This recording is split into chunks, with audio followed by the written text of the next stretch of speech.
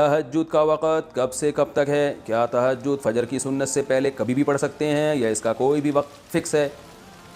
Arbaaz Ansari India سے.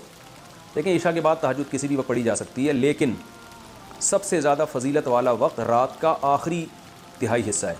یعنی عشاء کے بعد اور صبح صادق کے ٹائم کو 3 حصوں میں ڈیوائڈ کر دیں برابر برابر، تو جو آخری تہائی ہوگا وہ سب سے بہتر وقت ہے تہجد کا. تو وہ نہیں ہو سکتا تو کبھی بھی سونے کے بعد اٹھ کے تہجد پڑھ سکتے ہیں، آدھی رات کو بھی. بہتر ہے کہ نیند لیں، سونے کے بعد اٹھنا یہ تہجد کا افضل وقت ہے.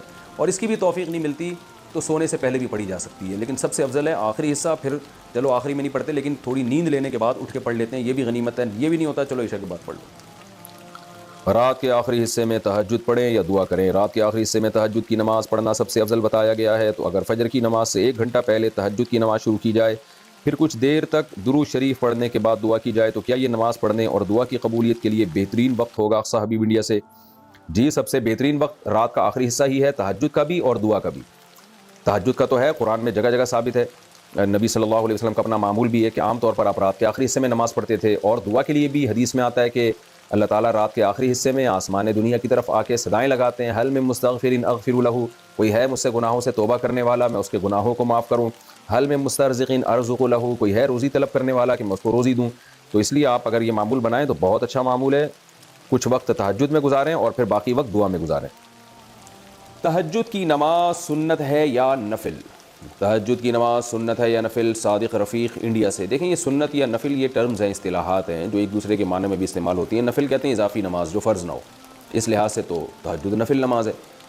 لیکن ہر نفل پر نبی صلی اللہ علیہ وسلم نے پابندی نہیں کی ہے، اہتمام نہیں کیا ہے. تو جو وہ نوافل جن کا آپ صلی اللہ علیہ وسلم نے اہتمام کیا یا آپ ان کو پڑھا کرتے تھے تو ان کو سنت کہا جاتا ہے. تو اس لیے تہجد اس لحاظ سے نفل ہے کہ فرض واجب نہیں ہے، لیکن اس لحاظ سے سنت ہے کہ محض ایک عام نوافل کی طرح اس کی فضیلت نہیں ہے، بلکہ آپ صلی اللہ علیہ وسلم کی عادت تھی. تو اس لحاظ سے یہ سنت ہے. تو بہتر لفظ اس کے لیے سنت ہی ہے، اور یہ عام سنت نہیں ہے، اس کی بے پناہ فضیلت ہے. قرآن مجید میں اللہ نے اہل جنت کی جہاں بھی صفات بیان کی ان میں تہجد کا بھی عموماً ذکر کیا ہے. جیسے قرآن مجید میں آتا ہے کہ الذین یبیتون لربہم سجدا وقیاما، ہمارے جو نیک بندے ہیں وہ راتوں کو ہمارے سامنے سجدہ اور قیام کرتے ہیں.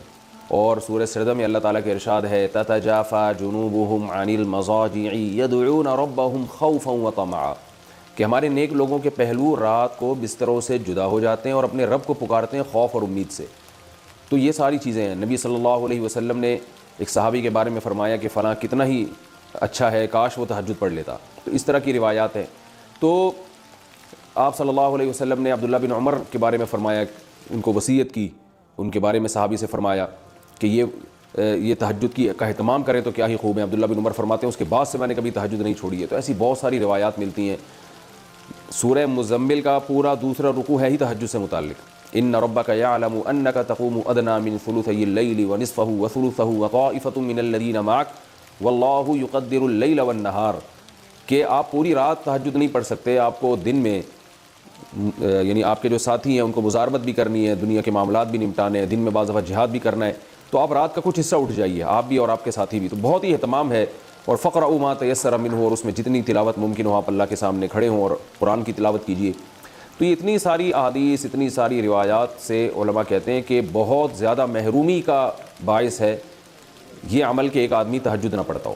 اور آپ صلی اللہ علیہ وسلم نے فرمایا کہ رات کے آخری حصے میں اللہ تعالیٰ آسمان دنیا کی طرف آتے ہیں اور یہ ندا لگاتے ہیں حل من مسترزق ارزق لہ، حل من مستغفر اغفر لہ، کوئی ہے مجھ سے روزی مانگنے والا میں اس کو روزی دوں، کوئی ہے مجھ سے گناہوں کی معافی مانگنے والا میں اس کو معاف کروں. اس لیے رات کو جلدی سونا چاہیے. اور تہجد میں رات کے آخری حصے میں جو تہجد کا ٹائم ہے، جو سب سے اچھا ٹائم ہے، ویسے تو کسی بھی وقت رات کو پڑھی جا سکتی ہے، لیکن سب سے افضل ٹائم ہے کہ آپ سوئیں اور سونے کے بعد رات کے آخری حصے میں اٹھیں اور اس وقت راز و نیاز کریں، اللہ کے سامنے دعائیں مانگیں. بہت زیادہ اس وقت دعائیں قبول ہوتی ہیں اور نماز کا بہت ثواب ہوتا ہے. ان قرآن الفجر کان مشہودہ. تہجد کے بعد کچھ دیر سونا کیا سنت ہے؟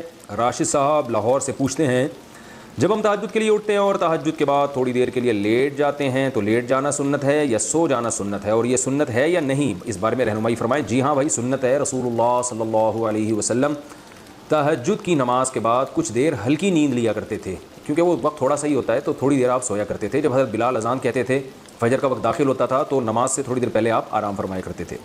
قرآن کہہ رہا ہے اقیم الصلاۃ لدلوک الشمس. پیچھے قرآن نے تذکرہ کیا کہ رسول اللہ صلی اللہ علیہ وسلم پر اتنا زیادہ مشرکین کا دباؤ ہے کہ قرآن کہتا ہے کہ اگر ہم آپ کو ثابت قدم نہ رکھتے تو آپ بھی ان کی طرف مائل ہو جاتے.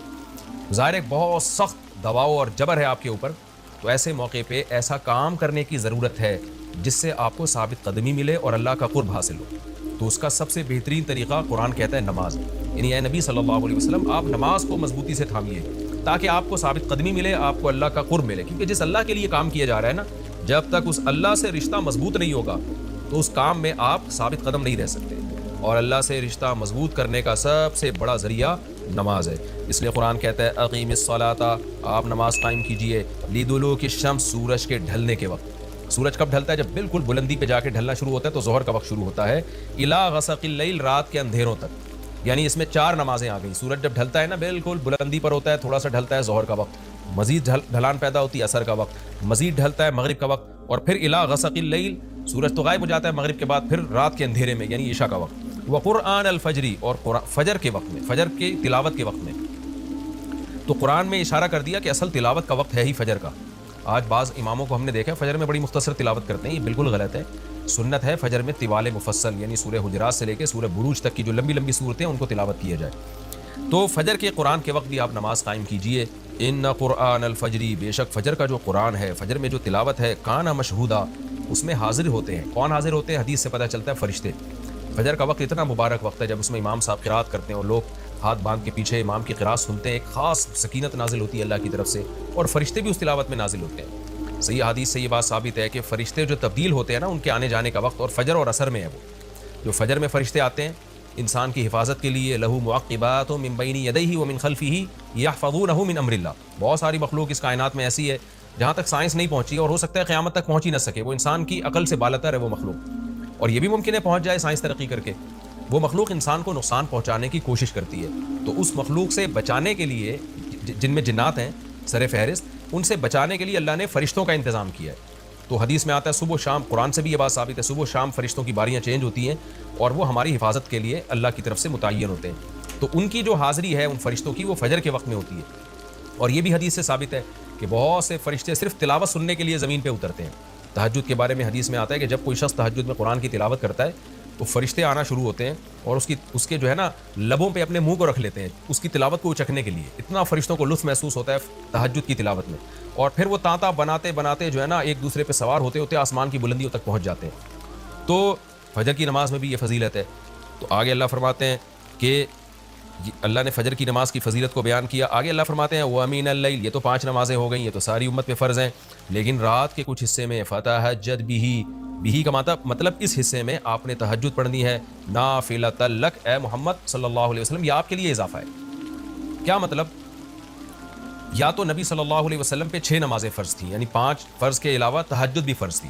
تو اس لیے قرآن نے کہہ دیا کہ امت پہ تو 5 فرض ہیں نافلۃ لک, لیکن یہ تہجد آپ کے لیے اضافی ہے, یعنی آپ پر 6 نمازیں فرض ہیں. ایک مطلب تو یہ بھی ہو سکتا ہے.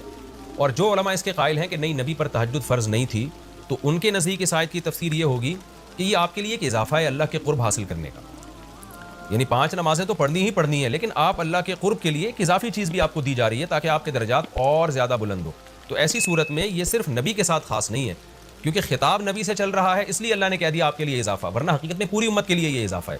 آگے اللہ فرماتے ہیں عسیٰ ان یبعثک ربک, امید ہے کہ آپ کو آپ کا رب پہنچا دے مقام محمود تک. یہ مقام محمود کیا ہے؟ شفاعت کبریٰ, یعنی تمام پیغمبر نبی کے پاس آئیں گے کہ آپ سفارش سے آغاز کریں, یعنی سفارش کا آغاز آپ سے ہوگا, پھر آپ صلی اللہ علیہ وسلم سفارش کریں گے. تو ایک سب سے اونچا مقام ہے جو اللہ قیامت کے دن رسول اللہ صلی اللہ علیہ وسلم کو دے گا, اور جس سے آپ کی تمام پیغمبروں پر فضیلت ثابت ہو جائے گی کہ جب تک آپ کی طرف سے شفاعت کی ابتدا نہیں ہوگی کوئی اور پیغمبر سفارش نہیں کریں گے. تو اللہ نبی صلی اللہ علیہ وسلم کو تسلیاں دے رہا ہے کہ یہ مشرکین کا جو آپ کے اوپر بے پناہ دباؤ ہے, جبر ہے, آپ اس میں تسلی رکھیے, آپ نماز قائم کریں اور تہجد کی پابندی کریں. اللہ نے آپ کو بہت بڑا آگے چل کے مقام دینا ہے. چونکہ نبی صلی اللہ علیہ وسلم بھی بشر تھے نا, مشرکین کے دباؤ کی وجہ سے آپ بھی ایک پریشانی میں آتے تھے. تو اس لیے اللہ آپ کو ثابت قدم رکھنے کے لیے آپ صلی اللہ علیہ وسلم کو یہ خوشخبریاں سنا رہا ہے کہ آپ نے اپنا اس عمل کو فوکس کرنا ہے, نماز اور تہجد کو, تاکہ آپ کا اللہ سے قرب رہے. اور اللہ آپ کو خوشخبری دے رہا ہے کہ امید ہے آپ کا رب آپ کو بہت بڑے مقام تک پہنچا دے. رہا مسئلہ مشرکین کی دھمکیوں کا کہ یہ پوری کوشش کر رہے ہیں کہ آپ کو مکہ سے نکال دیں, تو ہم نے تو بتا دیا کہ یہ خود بھی نہیں پنپ پائیں گے، لیکن آپ نے اللہ سے کیا دعا مانگنی ہے؟ وقر ربی، کہہ دیجئے اے میرے رب، ادخلنی مدخل صدق، مجھے مکہ میں داخل کیجئے مرغوب داخلہ، اچھا داخلہ، اور مجھے مکہ سے نکالیے بھی اچھے طریقے سے، یعنی اچھا نکلنا ہو میرا، ایسا نکلنا جس کے نتائج اچھے ہوں۔ اس میں اشارہ ہے کہ آپ صلی اللہ علیہ وسلم کو مکہ سے نکالنے پر مجبور کیا جائے گا، اور ایک وقت آئے گا کہ آپ مکہ سے نکلیں گے۔ تو اللہ اپنے حبیب صلی اللہ علیہ وسلم کو پہلے سے دعا سکھا رہے ہیں کہ آپ اللہ سے دعا مانگیں، اللہ جب میں نکلوں تو میرا داخلہ بھی اچھے طریقے سے ہو اور میرا نکلنا بھی اچھے طریقے سے ہو، یعنی پسندیدہ نکلنا ہو۔ سوال پیدا ہوتا ہے نکلنے کا عمل تو پہلے ہے اور مکہ میں داخلے کا عمل بعد میں، تو نکلنے کا تذکرہ پہلے ہونا چاہیے کہ اللہ مکہ سے مجھے اچھی طریقے سے نکال، اور مکہ میں مجھے داخل بھی اچھے طریقے سے کرنا، تو داخلے کا تذکرہ پہلے کیوں؟ اس میں بلاغت کا ایک نقطہ ہے کہ پیغمبر کا بنیادی مقصد وہ ہدف ہے جو پیغمبر دنیا میں لے کے آئے ہیں، تو اس کی آغاز تو مکہ سے کرنا ہے جس میں آپ کو بھیجا گیا، جو ابراہیم علیہ السلام کا شہر ہے، جہاں بیت اللہ ہے، اسلام کا مرکز تو اس جگہ سے بننا ہے۔ تو اس جگہ سے اگر نکالنا ہی مقصد ہے تو یہ جگہ تو رہ گئی نا پھر جو ابراہیم علیہ السلام کا مرکز اور ابراہیم علیہ السلام کی دعائیں تھیں، تو اس لیے اصل مقصد تو یہ کہ مکہ میں داخل میں اچھے طریقے سے ہوں، جو پیغمبر کا مقصد تھا دنیا میں آنے کا، مکہ فتح کر کے داخل ہوں، یہاں مجھے غلبہ ملے، اور یہاں میرا جب داخلہ ہو تو ایسا داخلہ جس کو میں پسند کروں۔ یہ جو ابھی میں مکہ میں کہیں سفر سے جا کے واپس آتا ہوں، یہ داخلہ وہ داخلہ نہیں ہے جو میں چاہتا ہوں۔ تو چونکہ مکہ سے نکلنا مقصد نہیں ہے، نکالا اس لیے جا رہا ہے تاکہ داخلہ ایک طاقت کے ساتھ ہو اور اچھے طریقے سے داخلہ ہو، اس لیے اس داخلے کا تذکرہ پہلے کیا جا رہا ہے۔ ہاں وہ داخلہ اس وقت تک ممکن نہیں ہے جب تک مکہ سے ایک دفعہ آپ کا خروج نہ ہو، تاکہ مدینہ میں ریاست بنے اور آپ 10,000 کا لشکر لے کر فاتحانہ انداز سے مکہ میں داخل ہوں، اور جس مقصد کے لیے اللہ نے آپ کو بھیجا تھا وہ مقصد پورا ہو۔ وہ مقصد نکلے بغیر پورا ہو نہیں سکتا، اس لیے نکلنے کا تذکرہ کر دیا، ورنہ اصل مقصد تو یہ ہے کہ اللہ میں مکہ سے نکلنا نہیں چاہتا، میں مکہ میں داخلہ چاہتا ہوں۔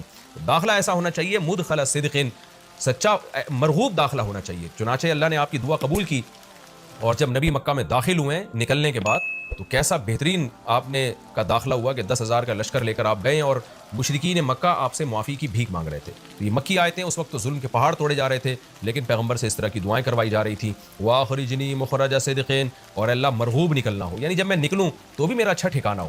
چنانچہ آپ کا نکلنا بھی بڑا اچھا ہوا کہ پورا مدینہ آپ کے استقبال میں کھڑا ہوا تھا، اور طلع البدر علینا من ثنیۃ الوداع، یہ جو ترانے ہیں یہ مدینہ کی بچیاں آپ کے استقبال میں پڑھ رہی تھی۔ تو آپ کا نکلنا بھی اچھا ہوا، یعنی مدینہ میں داخلہ جو مکہ سے نکل کے، اور پھر جو مکہ میں آنا وہ تو اس سے بھی زیادہ عزت اور شان کے ساتھ ہوا۔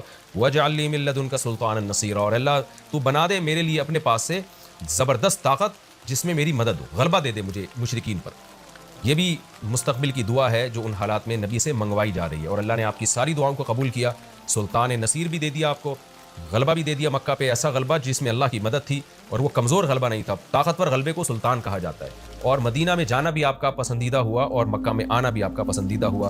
اور اے نبی آپ یہ بھی کہہ دیجئے جاء الحق، حق آ چکا ہے، وزہق الباطل، اور باطل فنا ہو چکا ہے۔ حالانکہ جس وقت یہ دعا منگوائی جا رہی تھی باطل فنا نہیں ہوا تھا، لیکن ماضی سے جب کسی چیز کو تعبیر کیا جاتا ہے تو یہ بتانے کے لیے گویا یہ کام ہو چکا ہے، حالانکہ ہوا نہیں، ہوگا، لیکن نبی کی زبان سے نکلوایا جا رہا ہے کہ آپ مشرکین میں اعلان کر دیں کہ بس یہ کام ہو چکا ہے، حق آ گیا، باطل ختم، اور یعنی ہوگا تو فیوچر میں، لیکن گویا ابھی ہو چکا ہے۔ اتنا یقینی ہے کہ میں تمہیں اس کی پہلے سے خبر دے چکا ہوں کہ باطل اب پنپنے نہیں پائے گا کیونکہ حق اب آ چکا ہے۔